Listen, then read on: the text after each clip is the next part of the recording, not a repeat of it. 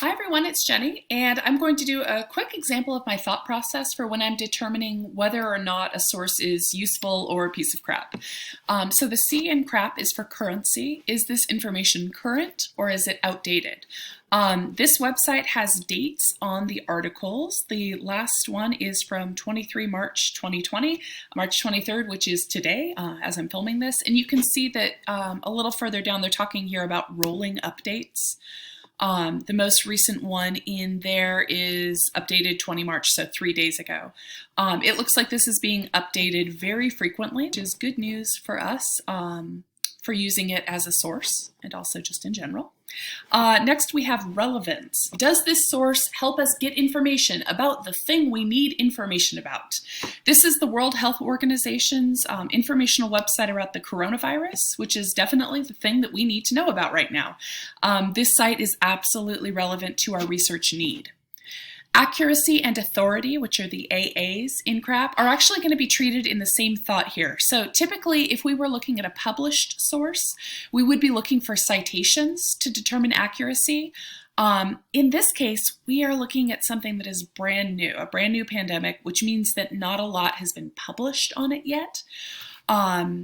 In addition, this website is run by the World Health Organization, which is an agency within the United Nations. If you didn't know what this agency was, you could go in here and look at like the About Us sections and stuff like that to figure it out. But I know what the World Health Organization is. It's part of the United Nations.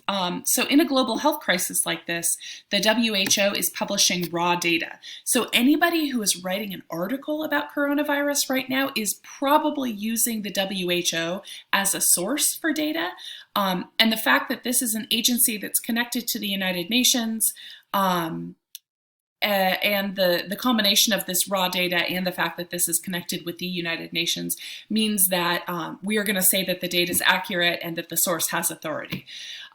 If this were a single article, we would need some more information here, but given our research context and the fact that we have 3 other sources in this assignment that are telling you similar information, we're going to call this one good.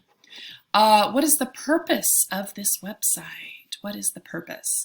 Remember, a source can only have one of 3 purposes. It can be informational, persuasive, or entertaining. Now, this website is not Harry Potter. It is not Game of Thrones. It is not here to entertain you. This website is the epitome of informational, possibly with a secondary purpose of persuasion, particularly in the sections where they're offering like advice, like right here, or there was a section up here about with guidance. They're mostly trying to inform you, but they are also probably trying to persuade you to take certain actions in certain sections. And finally, process of creation. So this website was probably created fairly quickly. Anybody can create a website if they have the technical knowledge, and on the scale that we like to use, from social media, which is created very quickly, to like published book, which took several years to create. This was probably toward the shorter end. This doesn't look like a one-day project, but this was probably created in less than a week. This is a really great example of how your research need plays into some of the rules that we like to apply with the CRAAPP evaluation. In this example, this website was created quickly. It doesn't have any citations. It doesn't have an author's name on it to tell you who wrote which pieces, who wrote the information. And those are things that normally would give us pause when we're using a source.